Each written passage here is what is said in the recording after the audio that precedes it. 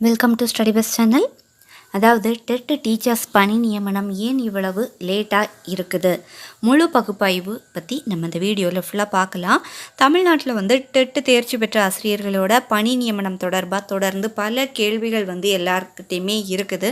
குறிப்பாக பார்த்திங்கன்னா ரொம்ப வருஷமாக தகுதி தேர்வில் தேர்ச்சி பெற்றும் கூட இனிமே கவர்மெண்ட் ஜாப் கிடைக்காம காத்திருக்கக்கூடிய ஆசிரியர்கள் எண்ணிக்கை குறித்து ஆசிரியர் அமைப்புகள் தொடர்ந்து கொஸ்டின் எழுப்பிகிட்டே தான் இருக்கிறாங்க. ஒரு புறம் அரசு பள்ளிகளில் மாணவர் சேர்க்கை அப்படிங்கிறது ரொம்பவே குறைஞ்சிக்கிட்டே போகுது. மற்றொரு புறம் பார்த்திங்கன்னா பல பள்ளிக்கூடங்களில் ஆசிரியர் பற்றாக்குறை இருப்பதாகவும் சொல்லிகிட்டு இருக்காங்க. இதனால் ஒரு முக்கியமான கேள்வி நமக்கு ஆரம்பமாகுது.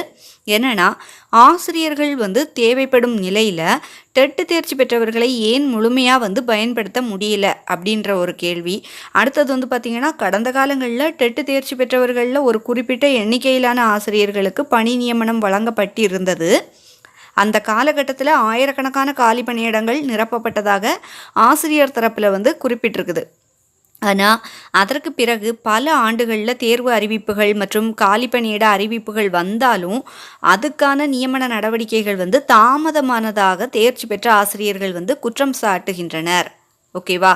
அவங்க வச்சாலுமே ரொம்ப அந்த மாதிரி காலி பணியிட அறிவிப்புகள் வந்தாலுமே கூட அவற்றுக்கான நியமன நடவடிக்கைகள் தாமதமாயிட்டு இருக்குது அப்படின்னு சொல்லி நிறைய ஆசிரியர்கள் குற்றம் அவங்க சொல்லிகிட்டு இருக்கிறாங்க. பார்ப்போம் இது என்ன மாதிரி ஆகுது அப்படின்னு சொல்லி.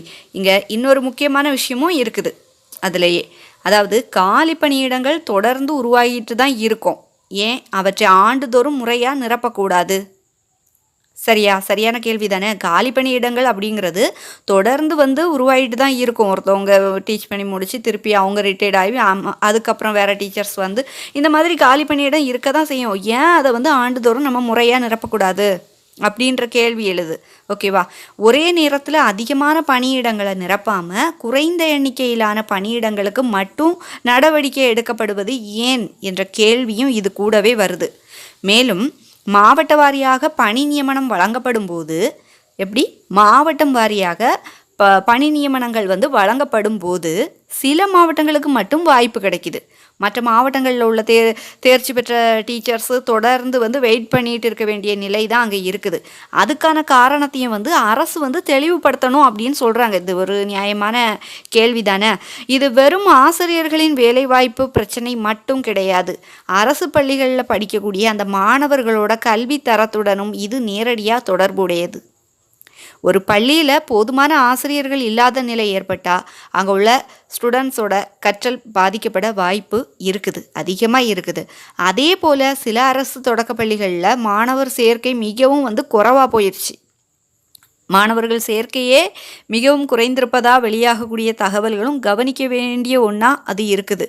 மாணவர் சேர்க்கை குறைவதற்கு பல காரணங்கள் இருக்கலாம். ஆனால் ஆசிரியர் பற்றாக்குறை, பள்ளியின் செயல்பாடு, பெற்றோருடைய நம்பிக்கை, தனியார் பள்ளிகளின் போட்டி போன்ற காரணிகளையும் அரசு தீவிரமாக ஆய்வு செய்ய வேண்டிய ரொம்பவே அவசியமாக இருக்குது. மேலும் அதற்கான காரணங்களை அரசு ஆய்வு செய்ய வேண்டியது முக்கியமான ஒரு வேலையாக இருக்குது. மேலும் நிரந்தர ஆசிரியர் பணியிடங்கள் காலியாக இருக்கும் இடங்களில் தற்காலிக அல்லது மாற்று ஏற்பாடுகளை மட்டுமே தொடர்ந்து நம்புவது நீண்டகால தீர்வாக நமக்கு இருக்காது. ஓகேவா? இது அதனால் டெட்டு தேர்ச்சி பெற்றவர்களுடைய நிலை, அது மட்டும் இல்லை, தற்போதைய காலி பணியிடங்கள், மாவட்ட வாரியான தேவைகள் ஆகியவற்றை அரசு வெளிப்படையாக வெளியிட்டு ஒரு தெளிவான பணி நியமன கால அட்டவணையை அறிவிக்கணும் அப்படின்றது தான் ஆசிரியர் தரப்பில் இருக்கக்கூடிய ஒரு கோரிக்கையாக இருக்குது. இது தொடர்பாக அரசு எடுத்துள்ள முடிவுகள் என்ன? இது தொடர்பாக அரசு என்ன முடிவு எடுத்திருக்கு அப்படின்னா, எத்தனை காலி பணியிடங்கள் உண்மையில் இருக்குது, எத்தனை ஆசிரியர்கள் பணி நியமனத்திற்காக காத்துட்ருக்காங்க, அடுத்தது மீதமுள்ள பணியிடங்கள் எப்போது நிரப்பப்படும், இந்த கேள்விகளுக்கு பள்ளி கல்வித்துறை தெளிவான பதில் அளித்தால் ஆசிரியர்களுக்கும் பெற்றோர்களுக்கும் மாணவர்களுக்கும் நிலைமை புரியும். என்ன அப்படின்றது சொன்னாதானே புரியும். ஓகே, டெட் தேர்ச்சி என்பது ஒரு தகுதி மட்டும்தான். பணி நியமனம் என்பது அரசின் விதிமுறைகள் மற்றும் காலி பணியிடங்களின் அடிப்படையிலான ஒரு அடுத்த கட்ட நகர்வுன்னு அதை நம்ம சொல்லலாம். எனவே அனைத்து தரப்பினருக்குமே உண்மையான நிலை என்ன அப்படின்றத வந்து அரசு வந்து அதிகாரப்பூர்வமாக தெளிவுபடுத்துவது ரொம்பவே முக்கியமான விஷயமா இருக்குது. இந்த விவகாரத்திலேயே உங்களுடைய கருத்து என்ன அப்படின்றத வந்து நீங்கள் கமெண்ட்டில் வந்து சொல்லலாம். டெட் தேர்ச்சி பெற்ற ஆசிரியர்களுக்கு காலி பணியிடங்களுக்கு ஏற்ப விரைவாக, அதாவது சீக்கிரமே பணி நியமனம் வழங்க வேண்டுமா அப்படின்ற உங்களுடைய கருத்தை வந்து நீங்கள் கமெண்ட்டில் தாராளமாக சொல்லலாம். அது மட்டும் இல்லை, இனி வந்து வரப்போகிற எக்ஸாம், அதாவது காமன்டெட் எக்ஸாம்லாம் வரதுக்கு சான்ஸ் இருக்குது.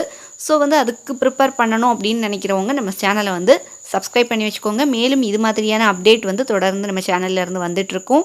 அது மட்டும் இல்லை, அதாவது நிறைய போட்டித் தேர்வுகள், கவர்மெண்ட் எக்ஸாம்ஸ்லாம் இருக்குது. அதில் வந்து கரண்ட் அஃபேர்ஸ் கூட கேட்பாங்க. ஸோ வந்து ஸ்போர்ட்ஸ் நியூஸும் வந்து கூடவே சேர்ந்து பார்த்து வச்சுக்கோங்க. அது உங்களுக்கு கரண்ட் நியூஸில், அதாவது வேறு எக்ஸாம்ஸ்க்கு வந்து ரொம்பவே யூஸ்ஃபுல்லாக இருக்கும். ஓகேவா? இந்த அப்டேட் வந்து உங்களுக்கு யூஸ்ஃபுல்லாக இருந்துச்சுன்னா அப்படியே லைக் பண்ணுங்கள், நிறைய பேருக்கு ஷேர் பண்ணி விட்டுருங்க. ஷேர் பண்ண முடியலன்னா அப்படியே ஹைப் பண்ணி விடுங்க. அது நிறைய பேருக்கு கொண்டு சேர்க்கப்படும் இந்த தகவலை. மறக்காமல் நம்ம ஸ்டடி வித் சேனலை சப்ஸ்கிரைப் பண்ணி வச்சுக்கோங்க. தேங்க்ஸ் ஃபார் வாட்சிங்.